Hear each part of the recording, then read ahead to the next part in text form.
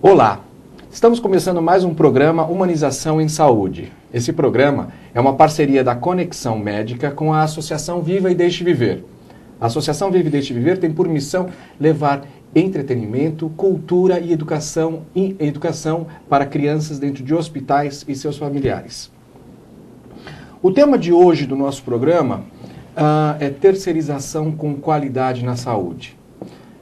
Mande questões para nós, é muito importante a sua participação. O nosso e-mail é pergunta@conexãomedica.com.br, sem os devidos acentos. E os nossos convidados de hoje é o senhor Edson Gomes dos Santos, presidente do Grupo Vita, e o senhor Flávio José de Souza Brando, fundador da Medilar Internações Domiciliares. Ele também é acionista do IHC, Icatu Health Service. Bom dia, boa tarde, boa noite. Aqui a gente circula o programa em vários horários. Flávio, vamos começar esse papo com você? Vamos trocar aí um pouquinho. Vamos, prazer. Vamos entender um pouquinho o que é terceirização no país, né?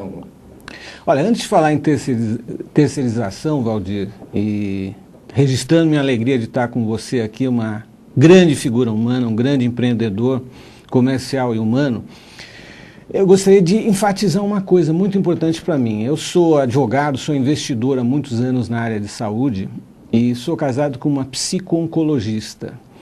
Eu sempre vivi muito o lado business, o lado negocial da área de saúde, que para muita gente soa algo até pecaminoso, você ganhar dinheiro nessa atividade, o que não é verdade. Isso é legítimo, é muito bom, é produtivo, é saudável, isso tem que acontecer.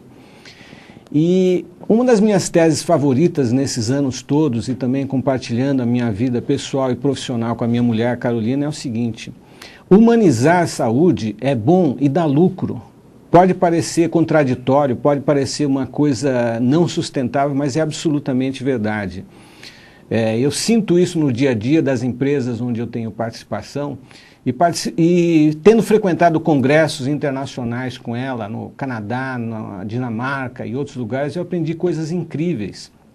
E o mínimo que se pode dizer é que o paciente com apoio emocional, ele reage melhor à terapia, ele responde bem aos tratamentos, ele se recupera muito mais rápido. Isso, além do fato humano, do fato ético, isso tem um valor econômico impressionante. E isso nunca foi mensurado. E eu até me lembro, eu estava num congresso com ela no Canadá, nevava tanto que eu não podia nem passear. Eu estava muito feliz que eu era o primeiro marido, eu estava lá para passear, mas nevava tanto eu não podia fazer nada, então fui sapear no congresso. E acabei fazendo perguntas às pessoas, eram psico-oncologistas, e ninguém voltado para esse mundo business. E eu tive a ousadia de perguntar: escuta, vocês já mensuraram isso? Vocês sabem quanto que vale isso em termos econômicos? No primeiro momento eles ficaram meio chocados, dizendo que aquilo não era exatamente a praia deles, não tinham nada a ver com aquilo. E eu os critiquei muito, construtivamente, acredito, dizendo que eles precisavam fazer esse trabalho para quê? Para que a sociedade e os pagadores, sejam públicos ou privados, aprendessem que humanizar sim tem que ser a prática, tem que fazer parte do time da prática médica, da prática de saúde em todos os seus campos, certo? E que eles tinham que tomar um pouco do seu tempo, certo? Se sujeitar a essa tarefa não glamurosa, talvez não humana, de levantar dados, estatísticas e produzir estudos demonstrando que isso funciona para quê? Até para que os pagadores se inclinassem mais a pagar os serviços dos profissionais, como minha esposa, que é psico-oncologista, e que vive brigando comigo porque as nossas empresas não contratam hoje em dia psico-oncologistas. Por quê? Porque ninguém tem uma medição de dizer, não, eu vou pagar porque isso vai ser mais barato para mim, eu vou poder atender mais gente. Então, talvez saindo um pouquinho da proposta básica do programa, mas é uma mensagem que para mim é fundamental. Humanizar é bom, todo mundo tem que fazê-lo, isso tem um valor econômico que tem que ser ponderado, tem que ser quantificado, certo? Flávio, tem uma coisa muito interessante que você abre aí tocando no âmago da questão, né? O programa Humanização em Saúde, ele nasceu exatamente das inquietações de muitos profissionais. Você participou com a gente dos congressos, até o 4º Congresso de Humanização, o próximo vai acontecer no próximo ano, o 5º Congresso, e a gente já está fazendo alguns fóruns pelo país, e a gente percebe o quê? Que em 2001 isso virou política pública. Só que, como política pública, a gente ainda não viu uma reverberação, porque em 4 anos, basicamente, do mandato, a ideia foi embrionária de um outro partido, agora é um outro que está no poder. A gente tem que esquecer um pouquinho que não são partidos, de fato, que levantam a bandeira, são profissionais. E se hoje é uma política pública, a política pública tem que ser olhada para a população, né? Eu acho que é esse o... E quando a gente fala de humanização, a gente nada mais está falando do que atitudes das pessoas. E tem gente ainda achando que precisa separar grandes orçamentos para desenvolver humanização dentro do processo. De maneira nenhuma, é uma postura de vida de cada um de nós, e eu trabalho, insisto muito nisso, talvez sendo até repetitivo. Isso tem que fazer parte da política de trabalho de todo e qualquer estabelecimento de saúde público ou privado, como postura ética e como fator econômico. Isso é muito importante. Nós temos que desmistificar isso aí. Quantas vezes eu já não briguei, entre aspas, com a minha mulher, ela dizendo que não, vocês só pensam em números, em planilhas, e eu digo para ela, você tem que participar desse jogo, da mesma maneira que nós, do lado business, temos que entrar na humanização com mais ênfase, assumidamente, até como uma atitude nossa, as pessoas que participam da humanização são mais de bem com a vida, são mais produtivas, elas fazem mais coisas.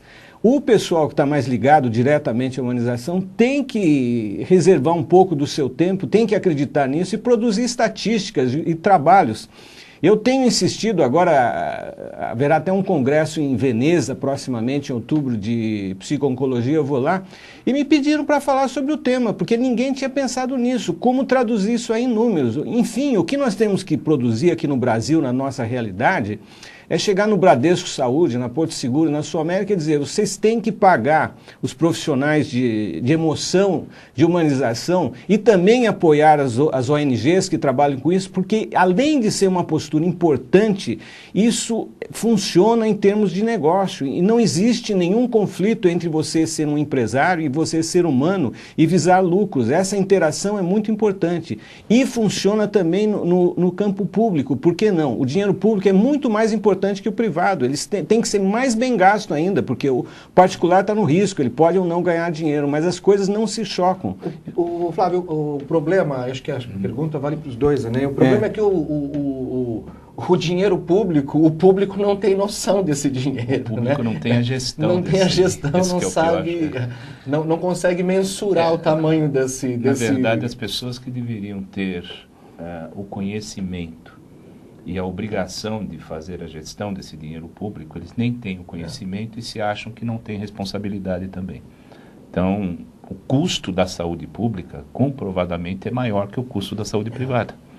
Isso, infelizmente, é verdade. Então, acho que vale a pena você que está nos assistindo, aí, principalmente os hospitais públicos, acho que a gente tem que ter uma noção e uma dimensão.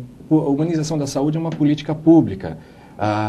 E vocês que já estão se organizando, desenvolvendo seus comitês, nós temos que começar a trabalhar em rede. Então, automaticamente, a gente tem que começar a pressionar um pouquinho o Ministério da Saúde para mostrar, de fato, quais são os números dessa humanização, o que está acontecendo, de bons casos. E o nosso programa, a gente já colocou para o Ministério, está aberto.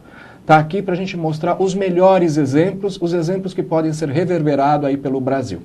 Vamos agora falar um pouquinho do nosso tema, senão a gente vai ficar aqui batendo pesado. Vamos lá, então. Terceirização com qualidade. Edson, conta um pouquinho para a gente da sua vivência Eu fiquei sabendo aí que você foi um dos precursores da terceirização dentro do Samaritano, né? Acho que tem aí você tem uma vivência muito boa para contar para a gente. Eu acho que o que serve e o que não serve dentro da terceirização. Ou o que as pessoas entendem também por terceirização, né? Exato. Tem um pouco, às vezes, de incompreensão ao processo. Eu vou falar um pouquinho, isso foi uma coincidência de vida. Basicamente, a minha formação, a minha experiência e a aplicação dessa experiência. A minha formação em economia, bastante distante da área de saúde, às vezes em vários aspectos, e cada vez mais próxima na necessidade de sobrevivência.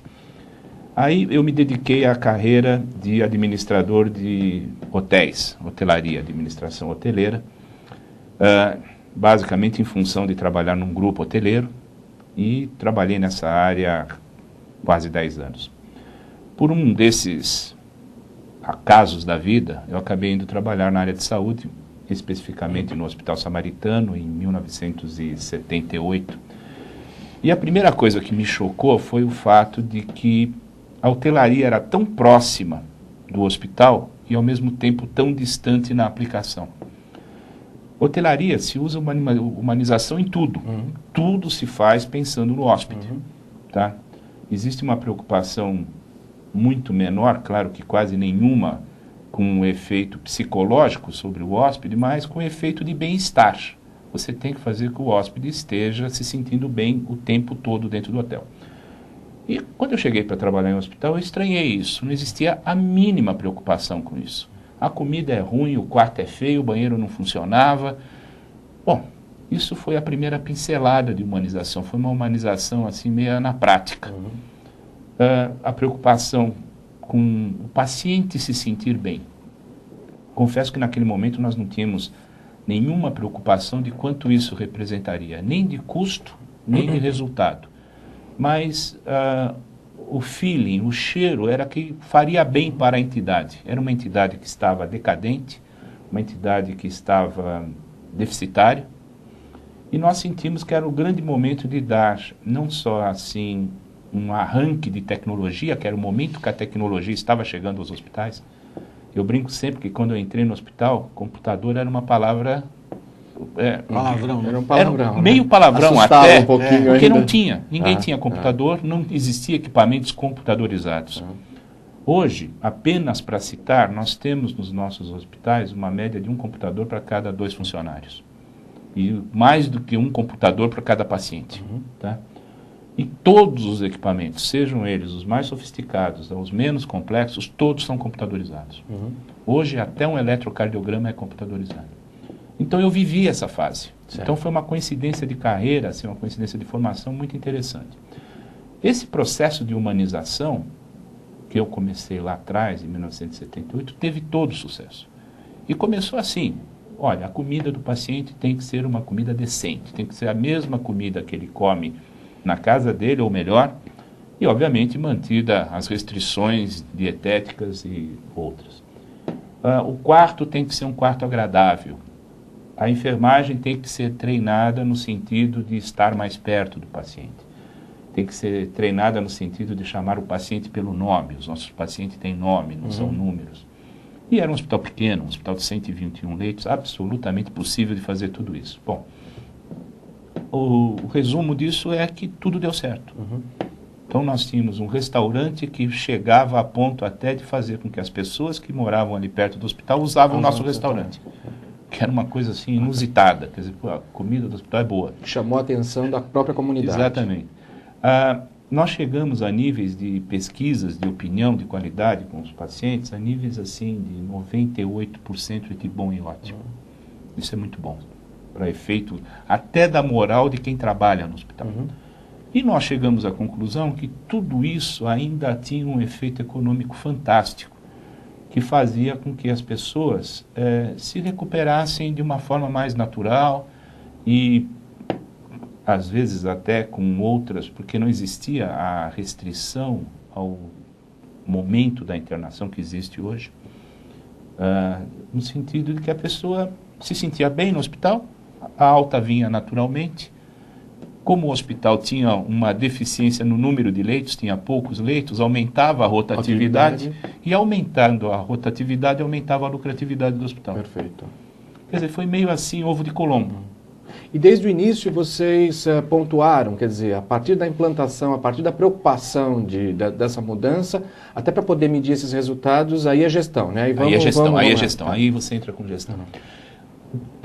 14 anos depois de trabalhar no Hospital Samaritano, fazendo isso dentro do hospital, fazendo com que o hospital crescesse, etc., nós resolvemos ter a nossa empresa e criar o nosso projeto de hospitais. Criamos o projeto Vita. Certo. A definição do nome já foi pensando nisso. Uhum. Houve um estudo conduzido por uma agência, a Salles, na época. Qual era o nome que podia deixar mais próximo da operação hospitalar a própria humanização do serviço de saúde. Vita Perfeito. é vida. Uhum. Tá? Então foi o que nós escolhemos. Nome fácil, 2 sílabas, 2 vogais, 2 consoantes, como diz a técnica de comunicação, mas que, acima de tudo, mostrava o nosso interesse de ter operações humanizadas. Hoje, nossas operações, nós temos 5, são extremamente humanizadas. Existe uma preocupação muito grande. Nós fomos os primeiros a criar ouvidoria para os pacientes, fomos os primeiros a criar SAC, Serviço de Atendimento ao Cliente, para nós, paciente e cliente. Nós temos o segundo grande cliente do hospital, que é quem, na verdade, faz com que exista o hospital, que é o médico. Então, nós temos um serviço de apoio ao médico. Certo. Então, a nossa preocupação com a humanização do hospital não é só para com o nosso paciente, é para com o nosso médico também. Esse apoio ao médico implica no quê? Olha, ele implica em fazer com que o médico não se preocupe com nada que não seja medicina. Ok. Enquanto ele está no ambiente hospitalar, ele tem que se preocupar com o paciente dele e com o procedimento que ele vai fazer. Os nossos hospitais são essencialmente cirúrgicos, 70% das internações são cirúrgicas. Então, a grande maioria dos nossos médicos são cirurgiões, e o cirurgião tem que estar 100% do tempo dele pensando no paciente e no procedimento. Ele não tem tempo de pensar no licenciamento do carro dele, na conta de luz, na conta de água, na renovar a matrícula do filho. Ele não tem que se preocupar, pôr carta no correio. Tudo isso nós fazemos para ele. Perfeito. Então, o serviço de apoio ao médico, o que é? É uma concierge para o médico. Certo. Tá? Isso faz com que o médico tenha tempo de desempenhar a missão dele, que é medicina. Tá? Ele não está preocupado com mais nada. O faturamento dele, que ele vive, obviamente, de prestar serviço às fontes pagadoras, nós cuidamos disso para ele. Nós não interferimos, porém, gerenciamos isso para ele. Isso faz com que ele tenha uma despreocupação total. Quer dizer, ele fez o procedimento, ele sabe que alguém está cuidando da administração desse procedimento, de enviar a fatura dele, de cobrar a fatura, de receber, pôr na conta. Isso faz com que a humanização não seja simplesmente uma palavra bonita a ser usada. Quer dizer, humanização hoje, no nosso conceito, o que é? É a aplicação de tudo que a gente pode imaginar, conhecer e receber em termos de informação ao bem-estar do nosso paciente, ao bem-estar do nosso médico e do nosso funcionário. Então, isso é basicamente assim o que eu poderia falar. E a terceirização? Bom, terceirização é uma coisa... o papel do a terceirização é uma coisa que aconteceu quase que naturalmente. Eu acabei de falar que eu vim de um hospital sem nenhum computador e cheguei num hospital totalmente computadorizado. Eu vim de um hospital que nada era terceirizado, zero, absolutamente zero, para um hospital que hoje já grande parte dos serviços são terceirizados. O que acontece nesse caminho? Bem, primeiro, acontece que quando é que você acha que a terceirização é válida? A terceirização só é válida no momento que alguém vai fazer melhor do que eu posso fazer. Tá? Alguém vai fazer melhor ou mais eficiente e, preferencialmente, melhor e mais eficiente. E mais barato? Mais barato. Mais eficiente no sentido de barato. Já entra... Tá? Okay. Também. Okay? Por quê? Porque você tem escala. A grande diferenciação é escala no final. Hoje, você tem serviços dentro do hospital que são terceirizados assim normalmente e ninguém nem se apercebe muito disso. Porque todas as empresas terceirizam. Você tem a segurança terceirizada. Estacionamento terceirizado. Limpeza. A limpeza, aí eu vou começar a entrar nas partes técnicas. Antigamente é complicado isso, você tinha uma barreira muito grande, porque limpeza hospitalar era um tabu. Então foi como se começou a falar de infecção hospitalar e que não sei o quê. Bom, é o que eu sempre brinco, se você fizer uma festa de aniversário e operar os convidados, com certeza algum dos convidados vai acabar tendo uma infecção hospitalar. Infecção hospitalar é um dado estatístico que acontece em todos os hospitais, numa maior ou menor proporção, na medida que você tenha maiores ou menores cuidados e na medida que você faça procedimentos mais complexos ou menos complexos. Então, isso influi muito nesse tema. Agora, qual é o grande trabalho de infecção hospitalar? A grande parte é exatamente a profilaxia e a limpeza. Então, essa discussão se deveria ou não deveria terceirizar a limpeza hospitalar foi amplamente discutida. Existem discussões apaixonadas a favor e contra, posições apaixonadas também, mas hoje prevalece que é absolutamente possível, desde que você divida a limpeza ou a higienização hospitalar em duas partes.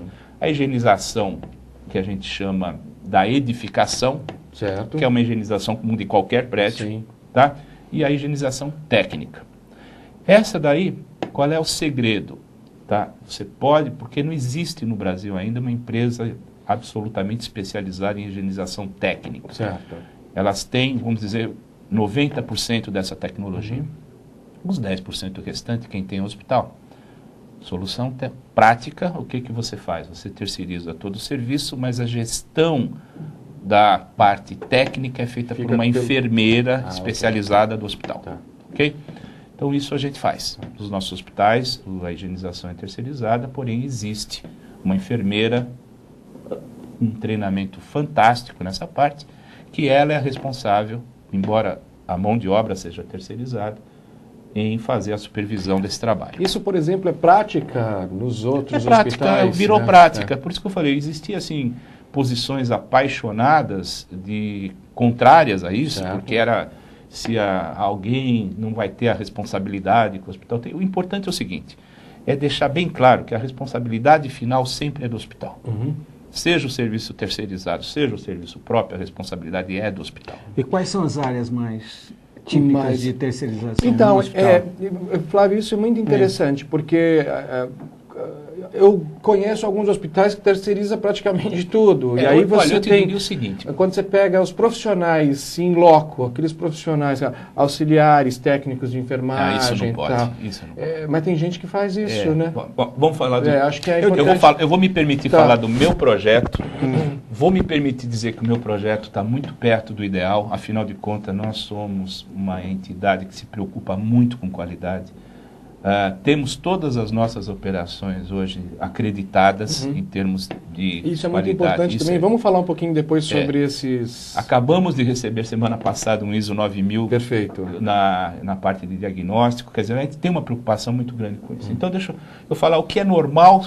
Tá, assim, quais profissionais que seria interessante, desde que garantindo qualidade, eficiência, custo... e aquele que eu definitivamente tem que ser da minha carteira, tem que ser da minha alçada, eu tenho que estar gerindo diretamente as ações sobre ele. Eu vou fazendo um crescendo daquilo que eu chamo que facilmente terceirizável ao dificilmente terceirizável e impossível de terceirizar. Acho que é isso, pelo menos a gente fica deixa bem mais claro ou menos para as pessoas. Como eu te falei, então você tem na parte do hospital várias coisas que qualquer operação comercial, de serviço, industrial tem. A segurança pode ser terceirizada sem nenhum problema. A limpeza, dentro daquelas restrições que eu falei, a parte de técnica, a limpeza técnica, ou seja, a limpeza das áreas técnicas ou áreas fechadas, como nós chamamos. Tá?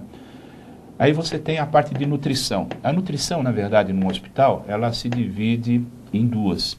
Existe a nutrição para o paciente, que é uma nutrição técnica, baseada nos ditames de dietética, nutricionistas, etc. E tem uma nutrição que é normal, que é dos funcionários. Na verdade, o hospital tem um número de funcionários muito grande, a média é 4, 5 funcionários por cada paciente ou por cada leito. Isso faz com que os hospitais tenham 500, 600, 1.000, 2.000 funcionários. Então, você precisa de um serviço de nutrição para eles. Então, você tem duas nutrições também. Perfeito. Uma técnica, outra não técnica. Nós conseguimos terceirizar ambas. Certo. Uma sem nenhuma dificuldade, que é o refeitório dos funcionários, como qualquer refeitório de fábrica ou de empresas, isso aí não tem problema nenhum. A técnica, ela tem um detalhe a mais. Você tem que ter uma orientação técnica paciente por paciente. Ela é individualizada. Individualizada e mutável ao longo da estadia do paciente no hospital. No primeiro dia é uma coisa, o segundo é outra, o terceiro é outra, o quarto é outra, a quinta talvez normal. Então, você tem que dar um acompanhamento muito preciso nisso. E para isso, mais uma vez, nós temos, hoje já existem empresas de nutrição que têm essa parte hospitalar muito bem estruturada. Nós temos uma que nos presta serviço, é internacional, excelente qualidade, mas nós nos preocupamos em ter uma supervisão nossa sobre esse serviço também. Sempre dentro daquela característica que nós somos o responsável perante o paciente. O paciente não tem absolutamente nenhuma necessidade de saber que é terceirizado. Tá? Ele tem que saber que aquilo é um serviço do hospital, as pessoas usam o uniforme do hospital, usam o nome do hospital, ele tem que saber que é o hospital que está prestando aquele serviço. Aí você sobe mais um pouquinho nessa escala de dificuldades, aí você tem o que nós chamamos de terceirizações médicas. Tá? O que é a terceirização médica?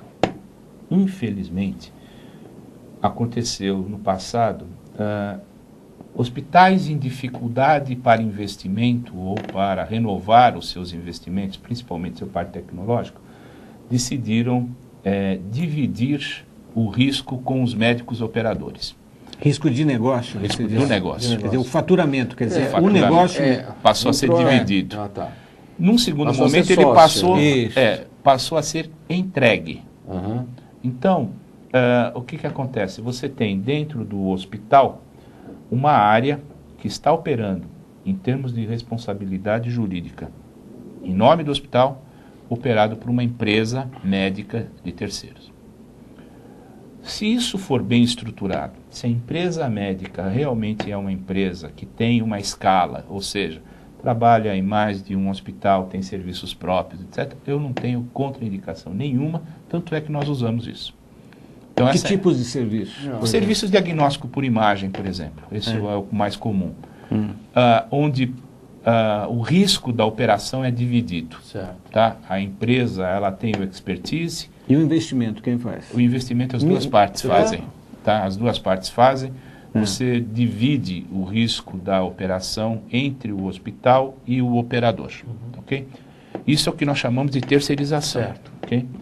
Você tem um outro tipo de terceirização, que o nome não é aplicado corretamente, que chama concessão. A concessão, você cede uma área para que um terceiro opere o negócio dele dentro do seu hospital. É quase que uma alocação de espaço. É uma alocação de espaço? É uma alocação de espaço estratégica, né? Onde você escolhe quem vai alugar aquele espaço. Por exemplo, você está escolhendo, você tem uma marca, porque o hospital, na verdade, ele tem uma marca perante a sociedade, perante a comunidade, seja ele público ou privado. Né? Seja ele público ou privado. Tudo que eu estou falando se aplica para os dois. Se ele está alocando ali o espaço, como é que fica, por exemplo, o hospital tem sua missão, visão, valores, quer dizer... Qual que é o alinhamento que você dá quando você está trazendo alguém para se hospedar dentro do seu espaço? Quer dizer, que garantia, como que é o contrato dessa Você ação? tem que ter uma empresa do outro lado que tenha, no mínimo, os mesmos parâmetros mínimos, tá, de qualidade que você tem. Primeiro ponto. Segundo ponto, você tem que estar alinhado em termos do que é a visão do negócio para as duas partes. Tá? Não adianta eu trazer alguém que está preocupado com a visão de só ter lucro sem qualidade ou só ter qualidade sem lucro, porque daí não sobrevive. Tá? Tem que estar com uma empresa alinhada, uma estrutura corporativa, uma estrutura empresarial do mesmo tamanho ou maior do que a nossa. Tá, ok? Isso nós temos a felicidade de ter encontrado. Tá? Hoje nós temos, por exemplo, nos nossos hospitais, a operação dos laboratórios é feito pelo Delboni Auriemma, pelo DASA, que é reconhecidamente hoje a maior empresa de saúde no Brasil, seja em número, seja em tamanho, seja em qualidade, é a maior empresa de saúde do Brasil. Isso faz com que os nossos objetivos empresariais estejam absolutamente alinhados, porque ele também tem uma imagem a preservar. Tá? Agora, se você faz uma terceirização com o laboratório XPTO, pequenininho, de uma cidade que ele não tem tradição, é um risco todo seu. Quer dizer, eu diria que seria uma concessão temerária. Nós escolhemos bem, temos essa felicidade, temos, por exemplo, o nosso centro diagnóstico em Volta Redonda, uma concessão desse centro diagnóstico com o Labs. O Labs é uma empresa no Rio de Janeiro, no estado do Rio de Janeiro, que tem mais de 50 operações. Então, eles têm um ganho de escala que eu não conseguiria. E tem uma qualidade que está absolutamente alinhada com a nossa. Esse alinhamento de qualidade, inclusive, passa pelo momento da acreditação. No momento da acreditação, para o órgão acreditador, eles são como se fossem um hospital. Não importa a marca, importa o serviço.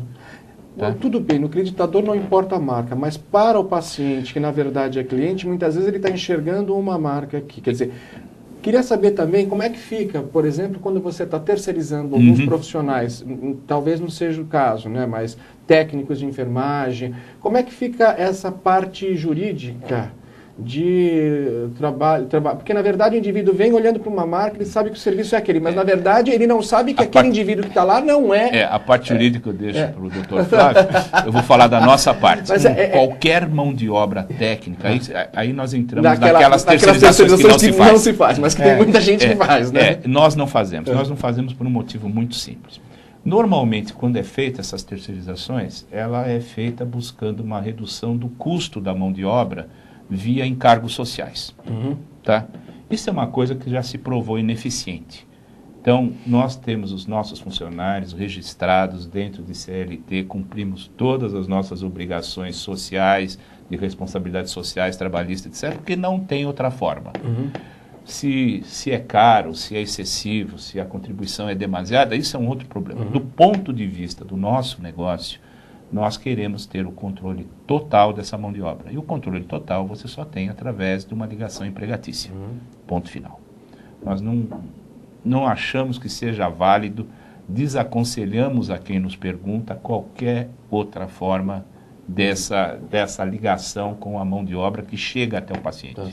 Porque, no final, a responsabilidade jurídica, tá? Isso nós sabemos muito bem, porque as empresas de seguro nos alertam toda hora que vão renovar a nossa pólice de responsabilidade civil, a responsabilidade final sempre será sua, seja qual for o que está escrito atrás do crachá. O que vale é a ação, e a ação está sendo feita por alguém que você pôs lá. Ok? Como advogado, e também tendo criado a Medilar, nós temos uma operação grande de... Eu gostaria depois que você falasse um pouquinho, né? Eu já falei bastante, agora é só... Não, sobre esse aspecto legal, eu diria o seguinte, do ponto de vista do paciente, a responsabilidade sempre é do seu contratado, quer dizer, a empresa... se eu sou cliente Bradesco e eu estou com um paciente, eu recebo a Medilar em minha casa, certo? A responsabilidade é da Medilar e do Bradesco, porque se o funcionário que vai lá, se ele é funcionário CLT da Medilar ou faz parte de uma cooperativa, isso é problema da Medilar e do Bradesco, não é problema do paciente. Aí nós teríamos que falar muito tempo aí sobre, e o Edson registrou muito bem, quer dizer, uma das revoluções legislativas que tem que se fazer no Brasil é do trabalho. Quer dizer, está provado que a legislação trabalhista, o custo trabalhista é excessivo, certo? Comparado aos padrões internacionais. Isso tem que ser revisto. Mas isso é um problema aí, tem que ser assumido pelo empresário também, né? Do ponto de vista do paciente, de maneira nenhuma. Quer dizer, a responsabilidade é do prestador de serviço e... Essa legislação trabalhista, ela convida a soluções que não são ortodoxas. Certo. Na busca dessas soluções não ortodoxas, alguns empresários acabam achando soluções que acabam, de alguma forma, aumentando o risco operacional dele. Diminui o custo, aumenta o risco operacional, porque você perde o controle, principalmente do treinamento e do acompanhamento do que aquela pessoa está fazendo. No nosso caso, por exemplo, se nós temos um programa de treinamento para as nossas enfermeiras, elas são obrigadas a participar. Faz parte do contrato de trabalho delas. Nós fazemos questão que as pessoas, todas elas, entendam que elas estão trabalhando dentro daquilo que nós denominamos padrão Vita de serviço. E eu não posso ter uma pessoa que trabalha no padrão Vita de serviço se ela tem mais 16 empregos. Tá? Então, essas coisas a gente precisa pesar muito, sabe? Agora, você tem um exemplo bacana, um exemplo que... É a nossa visão de negócio. Agora, eu queria que você fizesse um contraponto exatamente com a situação... o que não deve ser feito. Porque aqui nós também estamos falando com exatamente o oposto. É o que acaba acontecendo. Eu até queria colocar, eu acabei fazendo uma consultoria para uma entidade de saúde, onde parte dos técnicos de enfermagem tinham sido terceirizados. Quer dizer, qual era o grande horror nesse processo? Então, tira-se aquele indivíduo que está lá, tradicional, para terceirizar, trazer alguém ou para baratear, porque o problema muitas vezes é para baratear o processo orçamentário. Sempre, mas sempre assim. Isso. Aí o que acontece? Né? A famosa reengenharia, corta aqui, bota ali e a gente...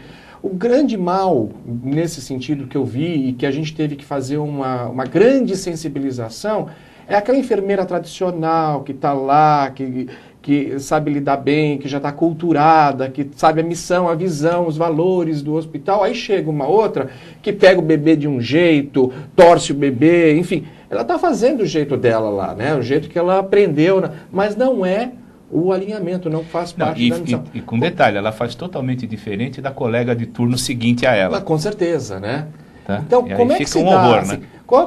Aqui seria mais ou menos assim, que toques que a gente poderia estar dando, até para essas pessoas que fazem isso, que talvez a solução seja essa, mas qual a atenção, principalmente no processo de aculturamento desse indivíduo, né? Quais são os toques que a gente poderia dar? Eu vou tentar falar nisso. Porque a realidade... a realidade, infelizmente, é muito mais perto dessa do que da minha. Exatamente. Tá?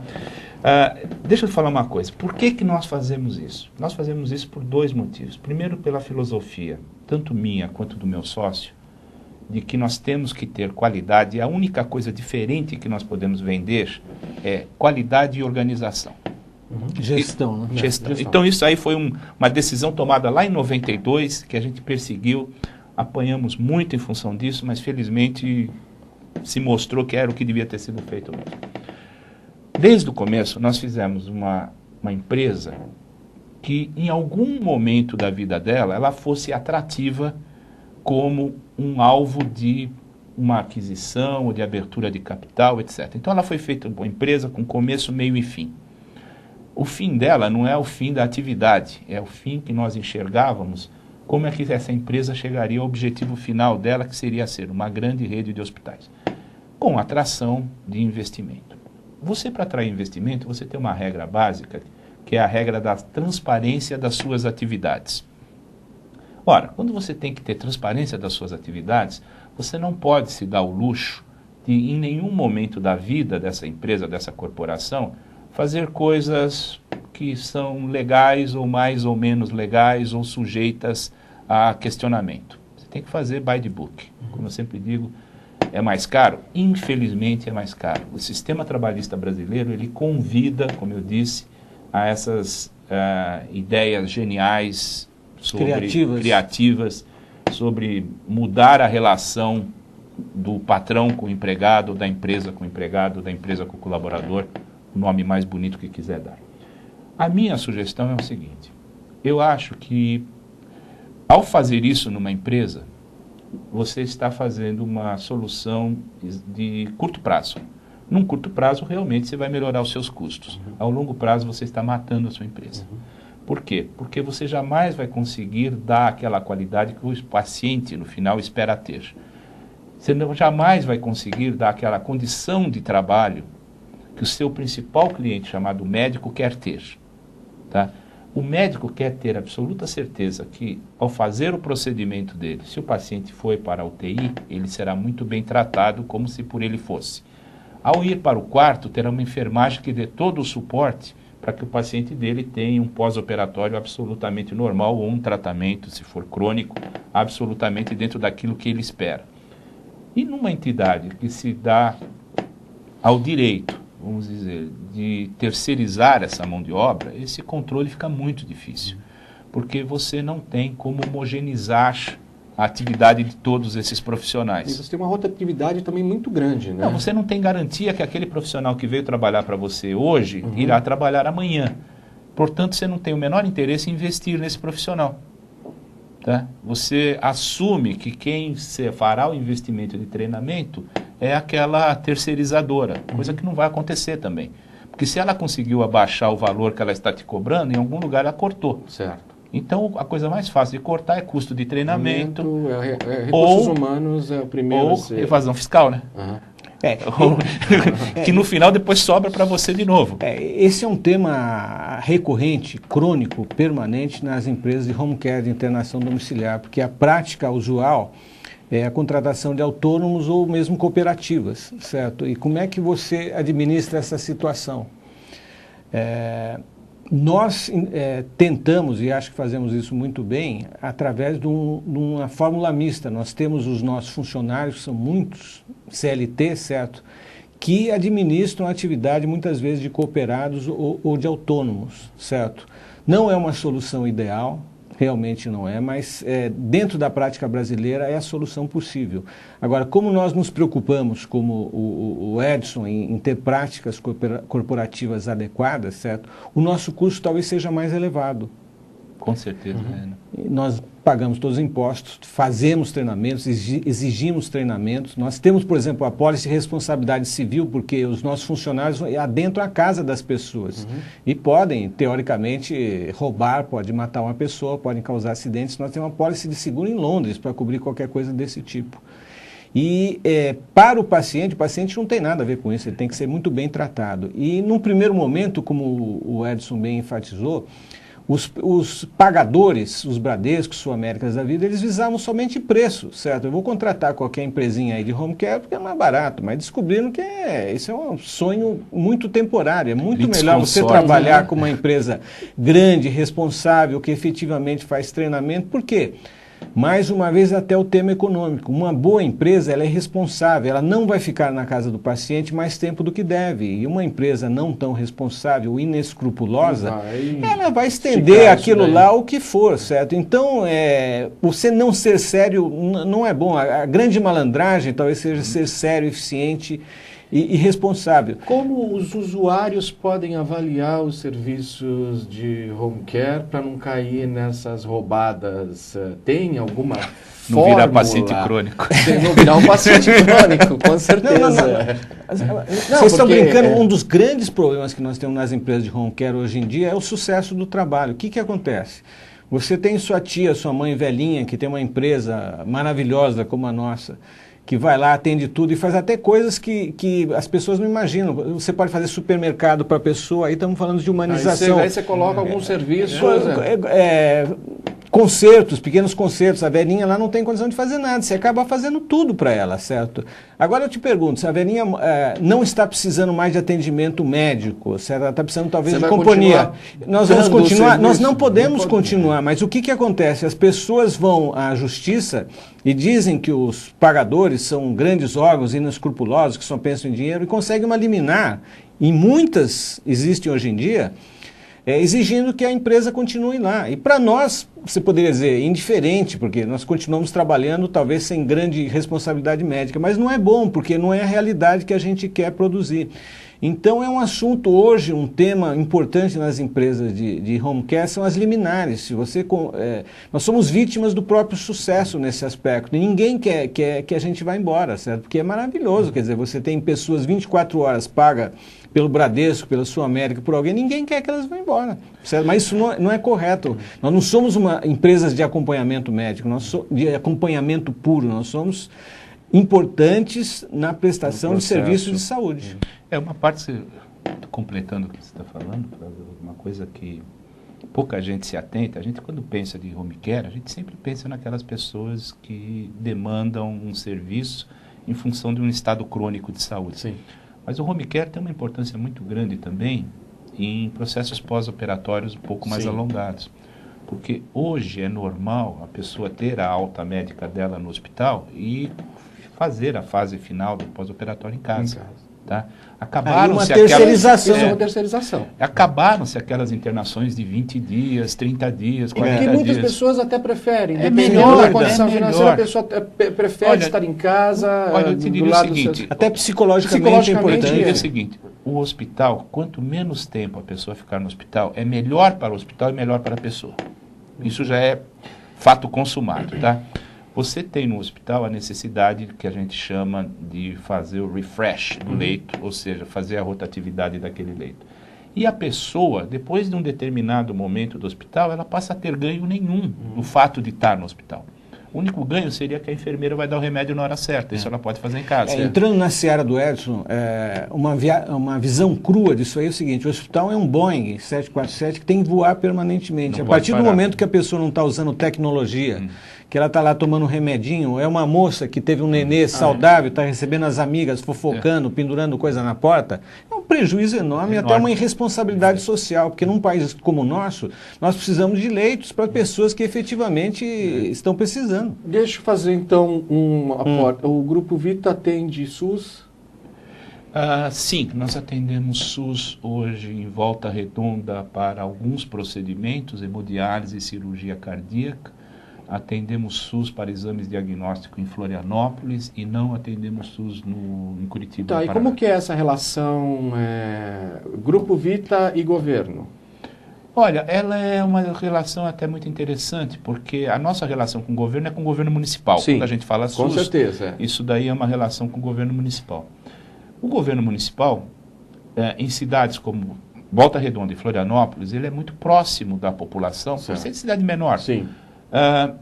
Então, o governo municipal acaba sabendo quais são aqueles prestadores que prestam serviço mais eficiente, menos eficiente, até porque as pessoas que têm que saber isso são usuários também. Tá?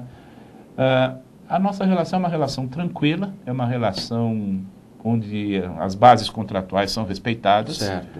Nós temos, no caso de Florianópolis, cotas de produção que nós produzimos e recebemos por ela. Fazemos um projeto de grande alcance, que é a cirurgia cardíaca em Volta Redonda.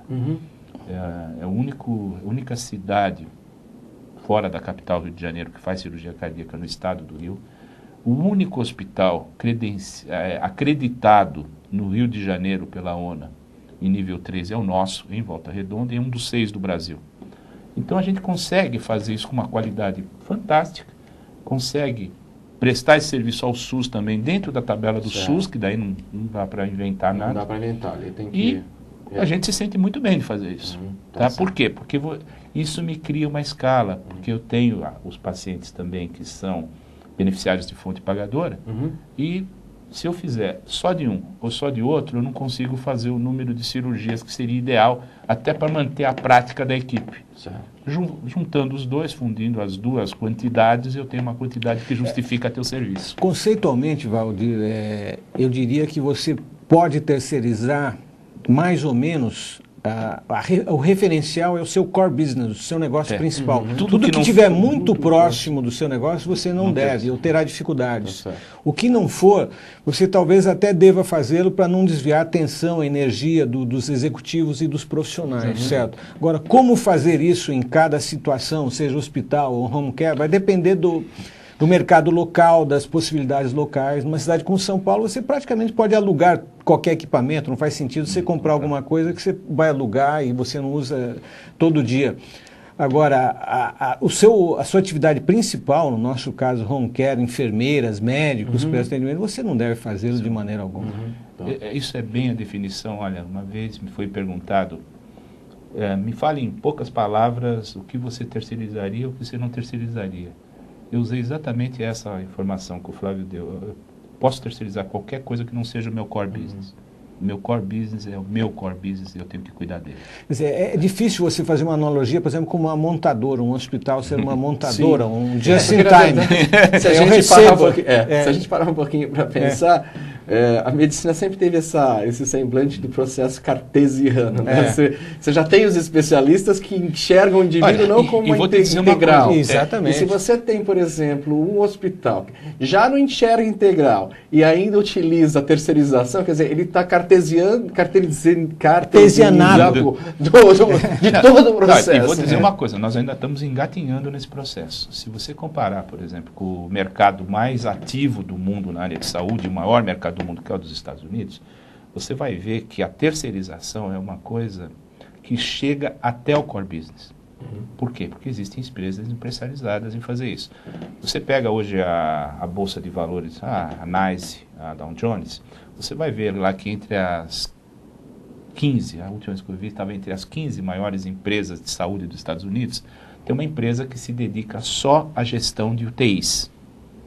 Então ela não tem um hospital, ela tem UTIs dentro de 273 hospitais, para ser exato. Foi o último número que eu vi no report. Aí entre as 25 maiores empresas, você vai ver que tem uma empresa que só faz gestão de pronto-socorros e remoção por ambulância. Tá? Ela não tem nenhum hospital. Em compensação, tem 470 e poucos pronto-socorros que ela opera.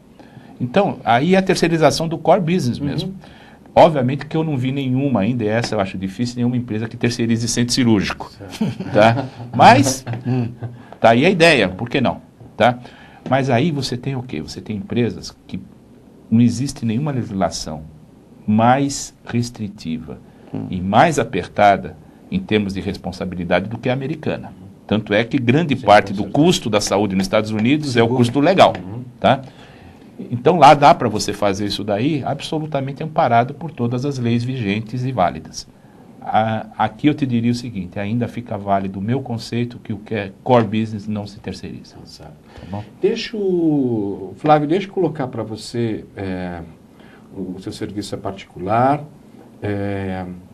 mas a gente começa a ver um processo embrionário dentro de alguns hospitais públicos do atendimento em casa, domiciliar, ou o médico de família que começa a surgir agora, quer dizer, lá no passado existiu com grande propriedade, agora descobriram, né? Mas ele não está dentro do processo de ensino, hoje, do futuro profissional da saúde.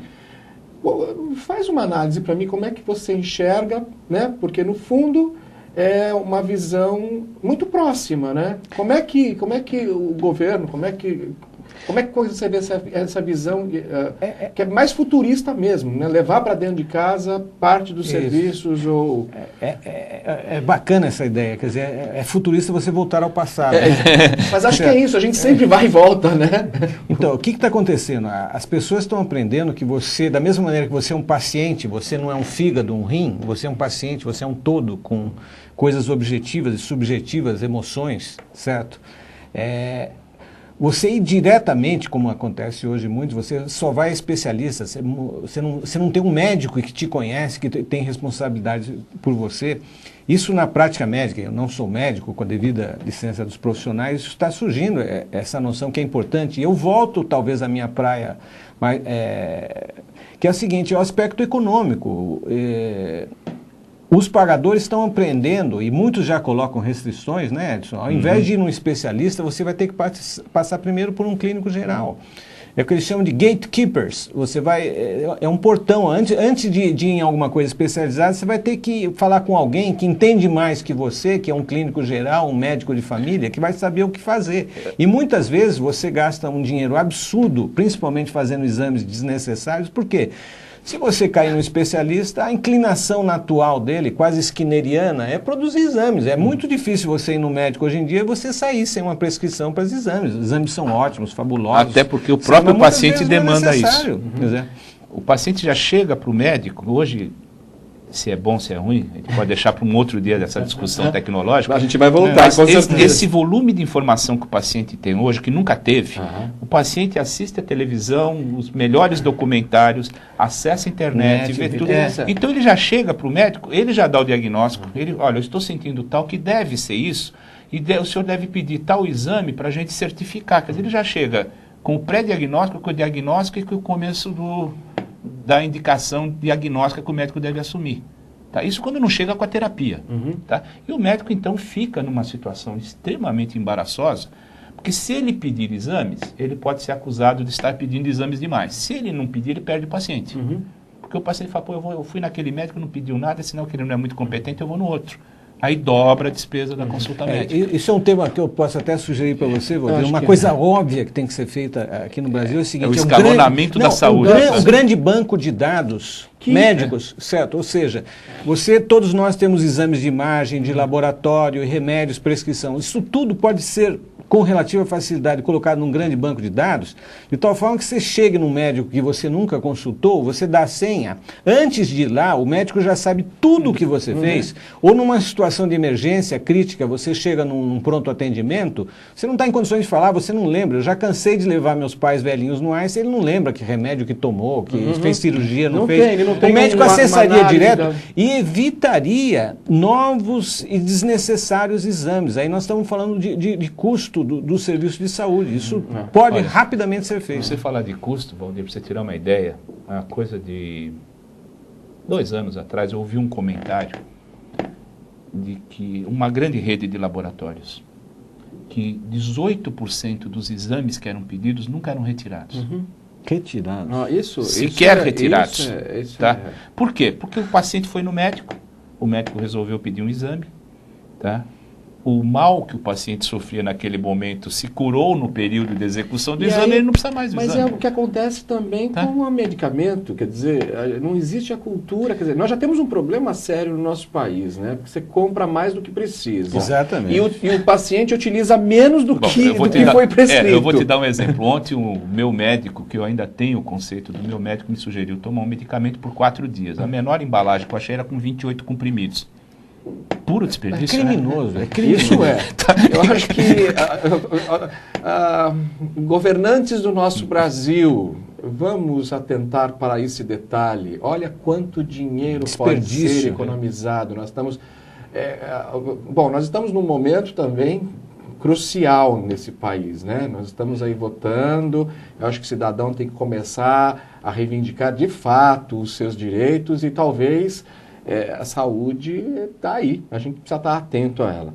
Gente, nós estamos aqui no Humanização em Saúde, com os nossos convidados, o Edson Gomes dos Santos e o Flávio José de Souza Brando.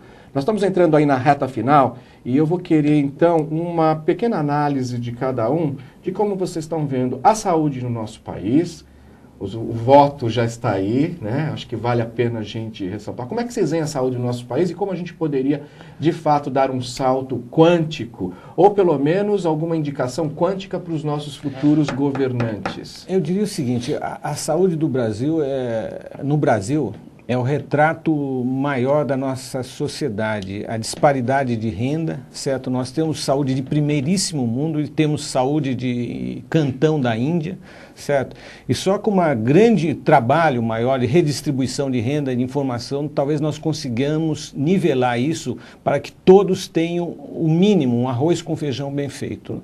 Nós vamos ter, sim, as boutiques, nós vamos ter as das luzes da saúde, certo? Mas o que nós precisamos enfatizar e trabalhar é que o povo tenha um mínimo de saúde com humanidade, eficiência e com grande atenção aos custos. Isso é humanitário, atentar aos custos é muito importante.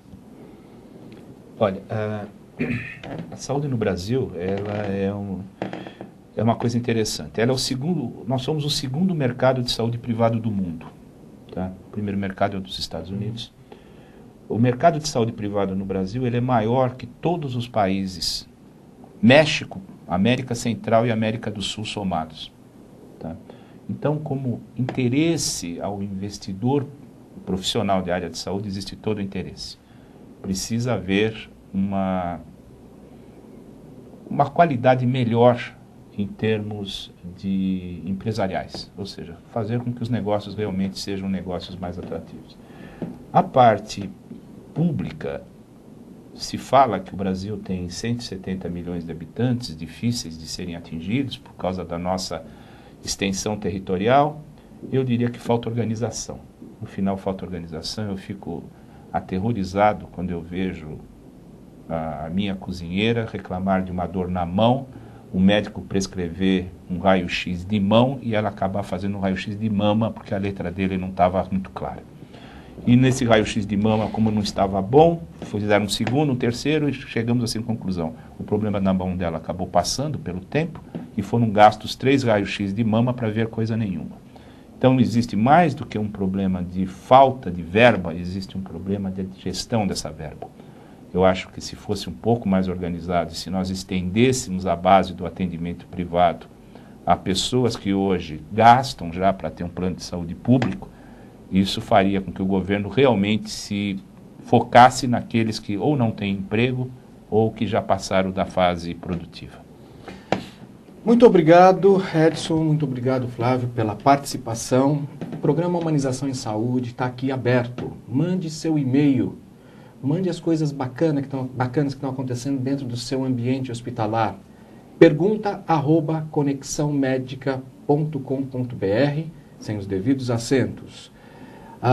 Quero lembrar também que já estamos realizando os fóruns que contextualizarão o conteúdo do nosso Congresso de Humanização, 5º Congresso de Humanização, no próximo ano, abril de 2007. Conto imensamente com a sua participação no nosso próximo programa. Muito obrigado e até lá.